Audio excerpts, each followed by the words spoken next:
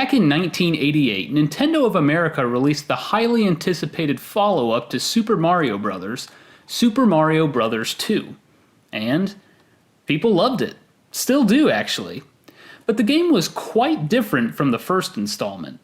You were no longer stomping on Goombas and Koopas, but instead picking vegetables out of the ground and throwing them at enemies.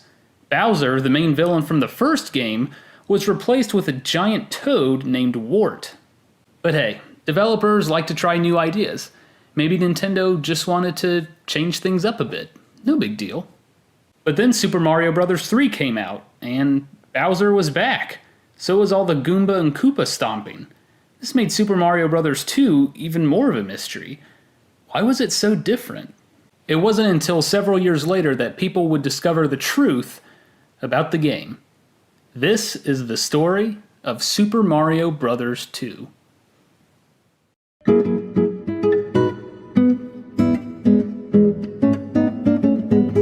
In order to understand Super Mario Bros. 2, we first have to look at the original game, Super Mario Bros. Released in 1985, the game was a smash hit. In Japan alone, 6.8 million copies were sold. Worldwide, around 40 million copies.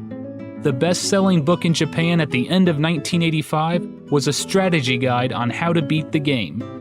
Seeing the success, Nintendo quickly worked on ports of the game, as well as special versions. One of these titles was an arcade game, Versus Super Mario Bros. Versus Super Mario Bros. Was similar to the original, but added some new, more difficult stages in order to gobble up quarters from gamers. Development was handled by Nintendo's Research and Development 4, the same team that created the original Super Mario Bros. The manager was Mario creator Shigeru Miyamoto. While R&D 4 designed new levels, they noticed how much fun the new challenges made the game. We had to redesign some levels to make them a little more difficult. We ran some tests with the team and we couldn't stop playing. When I realized this, I said to myself, gifted players who completed Super Mario with ease should find this fun. This is how the development of Super Mario Bros. 2 started. Shigeru Miyamoto. Super Mario Bros. 2 would be developed for Nintendo's brand new device, the Famicom Disk System. Released in February of 1986 and only in Japan, the Disk System played games made on proprietary, double-sided discs. They were cheaper to make than cartridges, and could hold more data. Nintendo hoped that all their future big releases would be dedicated to the Disk System. That included Legend of Zelda, Metroid, and of course, Super Mario Bros. 2. The original game was a major success. Releasing a sequel was a no-brainer, and would help drive sales of the Disk System. R&D 4 would work on the sequel, but were given a small time frame to complete the game. Miyamoto, who had just become a father, and was simultaneously working on the upcoming Legend of Zelda game, took a step back in his role. Director duties were handed over to Takashi Tezuka, a young designer who helped with the original Super Mario Bros. Miyamoto did, however, find some time to tinker with levels. Said Miyamoto, "Designing challenging levels really brought out the best in me." Using the same game engine, as well as a few levels from Versus Super Mario Bros., Tezuka and his team were able to finish the game in 4 months. Less than a year after the original game's release, Japan was given the first official sequel, Super Mario Bros. 2, on the Famicom Disk System. Well, here it is, the Japanese Super Mario Bros. 2. Let's boot it up and see what it has to offer. The first thing you'll notice right away is there's no longer a two-player option. You can either play the game as Mario or Luigi. Unlike the original game, though, each plumber has their own unique traits. Luigi can jump really high, but has really poor traction, which makes it seem almost like he's on ice. Mario can't jump as high, but he has better traction. This was the first game to give Luigi his characteristics. In most games since, he is given the ability to jump higher than his brother. The poison mushroom in the first level lets you know right away that this game isn't messing around. Super Mario Bros. 2 is hard. Very hard. The level designs seem almost deliberately cruel. Some levels force you to find secrets in order to advance, else you just stare off into an endless pit. There are warp zones to help you advance, but even these can trick you. I was able to find a warp zone in World 3 that would only send me back to World 1. New enemies appear too. Red piranha plants pop out of pipes quickly and won't stop even if you are close by. Later stages feature Hammer Brothers that keep moving towards you. The game even adds wind in some areas, making jumps longer and more difficult to accomplish. You only get 3 lives before it's game over. Luckily, the game offers you unlimited continues. As you can see, the game looks just like the first one. The music is exactly the same too, which led many gamers to criticize Super Mario Bros. 2 as a ROM hack, or an expansion pack of the first game. Regardless, Super Mario Bros. 2 went on to become the best-selling game on the Famicom Disk System, selling 2.5 million units. With the success, Nintendo made plans to release the game in North America. They sent it across the Pacific Ocean for review.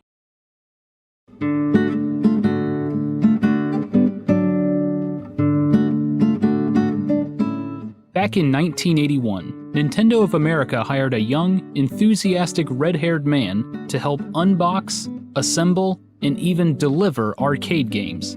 His name was Howard Phillips. As new games were unboxed, Phillips would occasionally get a chance to play them. President Minoru Arakawa noticed the enthusiasm in his young warehouse employee and would often ask for Phillips' opinion on new titles. He saw value in a Western gamer's opinion.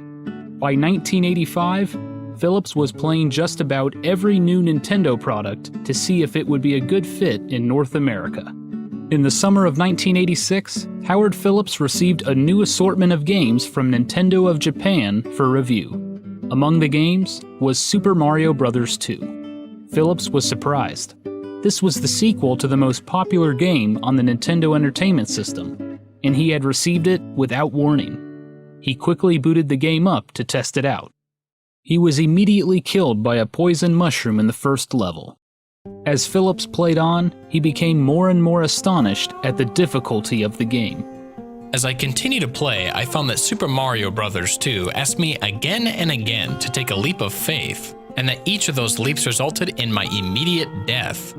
This was not a fun game to play. It was punishment. Undeserved punishment.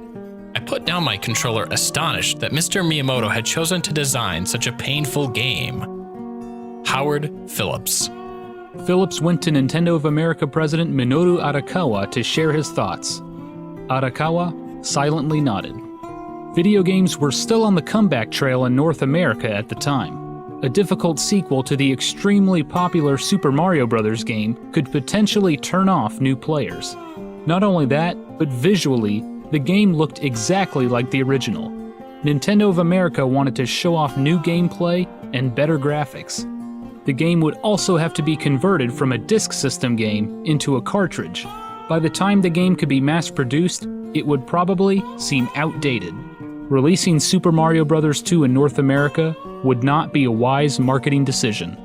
Arakawa contacted his father-in-law, Nintendo of Japan President Hiroshi Yamauchi, asking for a more accessible sequel. It seemed like an impossible task. The Nintendo R&D teams were overwhelmed with other projects. But a sequel was necessary.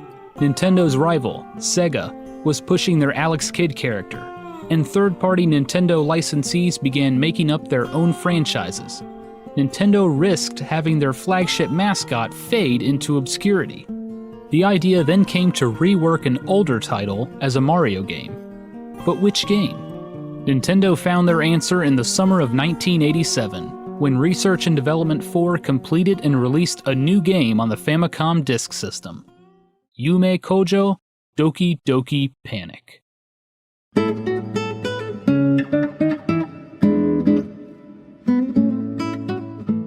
In April of 1986, a recent graduate of the Osaka University of Arts joined Miyamoto's R&D 4 team, Kensuke Tanabe. Miyamoto encouraged his team to be creative and come up with potential new ideas for games. Tanabe came up with a platforming game where players would progress through the level vertically rather than horizontally. The idea was that you would have people vertically ascending, and you would have items and blocks that you could pile up to go higher, or you could grab your friend that you were playing with and throw them to try and continue to ascend. Unfortunately, the vertical scrolling gimmick wasn't enough to get us interesting gameplay. Kensuke Tanabe. The technical limitations of the NES made it difficult to program this type of gameplay, and playing it solo just wasn't very fun. The prototype was shelved. But Nintendo is a company known for recycling ideas. An opportunity for the prototype to be used came when the Fuji Television Company approached Nintendo about creating a game for their upcoming summer festival, the Dream Factory. The Dream Factory took place between July and August of 1987 in Tokyo and Osaka. It was used to promote Fuji Television's latest shows and increase viewership. It was a huge celebration, with live concerts, TV specials, and costumed events. Fuji TV wanted special products to coincide with the festival, and a collaboration with Nintendo would be huge. The Famicom was selling at a blistering rate. 1 in 4 households in Japan had the system. Kensuke Tanabe was put in charge of the project, and he met with Fuji Television officials to discuss the game. Executives handed Tanabe papers that contained drawings of Arabic-themed characters known as the Dream Factory family. They were the official mascots of the festival. "Make a game with this," they said. Tanabe dug up his shelved prototype and went over the concept with his boss, Shigeru Miyamoto. Miyamoto made a few suggestions. "Make something a little more Mario-like. An action game," he said. "As long as it's fun, anything goes." Development was officially underway, and several veterans of the Mario franchise worked on the game. While Tanabe served as director, Miyamoto supervised the project. Koji Kondo, the composer for Super Mario Bros., would provide the soundtrack. Under Miyamoto's supervision, horizontal levels were added in addition to the vertical ones. The original prototype concept of picking things up became the core gameplay mechanic. Several Mario references were added as well. There were stars, POW blocks, coins, and warp zones. At one point, Miyamoto felt the game was too similar to Mario.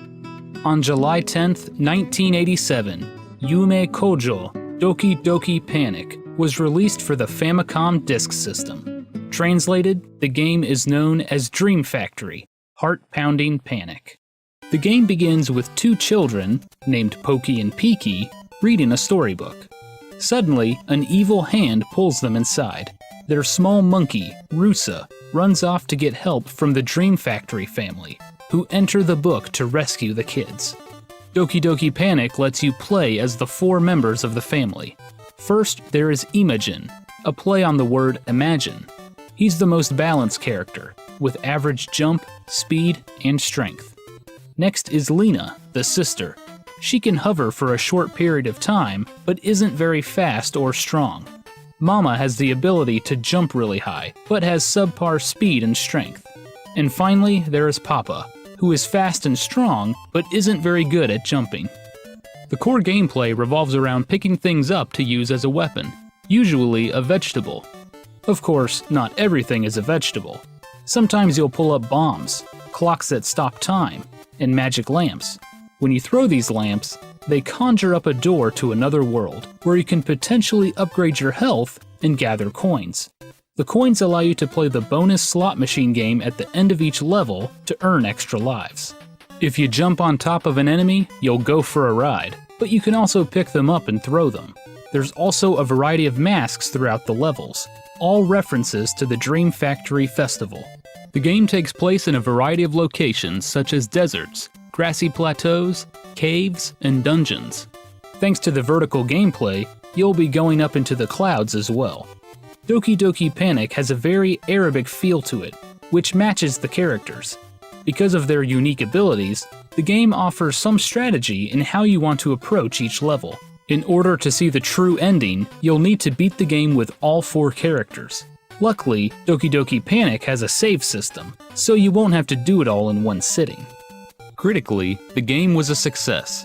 The popular Japanese magazine Famitsu gave the game a score of 31 out of 40, calling it an action game that's a slight remix of Super Mario.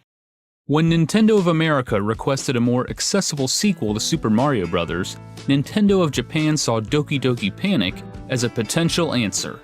It was made by the same team that worked on Super Mario. In fact, Miyamoto approached development of Doki Doki Panic as if it were, quote, a full-fledged new Mario. Graphically, the game looked much better than Super Mario Bros., and the gameplay was different. While Fuji Television owned the Doki Doki Panic characters, Nintendo owned everything else. They could replace the Dream Factory characters with Mario characters, and release the game without any legal issues. The game was sent to Nintendo of America offices with a note. If you replace the 4 characters with Mario, Luigi, Peach, and Toad, will the American children be happy? Nintendo of America thought yes, and plans were underway to change Doki Doki Panic into a Super Mario sequel for North America. Tanabe and his team went back to work. In 1988, Howard Phillips received a new package on his desk, this time containing a modified copy of Doki Doki Panic. He thought it was a lot of fun, and passed the news on to Mr. Arakawa. Nintendo went to work hyping up its release. Around the same time, the company was getting ready to launch its own paid magazine, known as Nintendo Power. Gail Tilden, who was in charge of the magazine, made the decision to feature Super Mario Bros. 2 on the cover, as well as include a large walkthrough on the first few levels. Will Vinton Studios, the same studio that designed the California Raisins claymations, came up with the cover. They created a clay diorama of Super Mario Bros. 2, featuring Mario and the main villain, Wart. In July of 1988, over 600,000 gamers across the continent received the very first issue of Nintendo Power free of charge. It was the first time gamers would discover they were getting a sequel to Super Mario Bros. Later that year, on October 10th, 1988, Super Mario Bros. 2 was officially released in North America.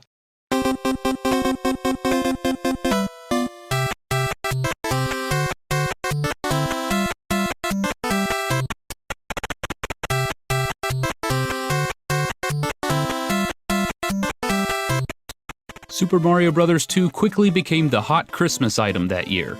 The game was somewhat hard to come by, thanks to the industry-wide chip shortage of 1988. It was so popular, in fact, that ABC's 2020 news program featured a segment with John Stossel trying to find a copy of the game.